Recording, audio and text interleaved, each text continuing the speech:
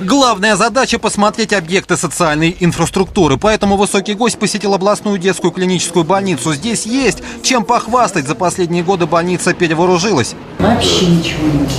Это было из грани фантастики. Детей хватали, искали перевозку, везли в Москву. Теперь все это делается на месте. Но даже новое здешнее медицинское оборудование впечатлило не так, как люди. Мурат Магометович труд их назвал великим подвигом, пообещав, что вся страна и впредь будет уделять пристальное внимание сфере здравоохранения.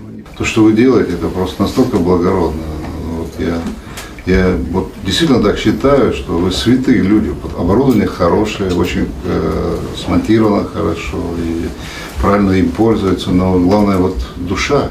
С людьми Мурату Зязикову пришлось общаться много. Его напряженный график включал и прием граждан, постучавшихся в приемную президента. Впрочем, никому лично заместитель полпреда президента руку не пожал, ведь впервые в ЦФО испытывались мобильные приемные. Это когда общение происходит посредством видеосвязи. В результате жителям Глазуновки и Залегоща не пришлось ехать в областной центр, чтобы о чем-то просить заместителя полпреда или внести предложение. В Центральном округе больше, чем где-либо, в Орловской области в частности.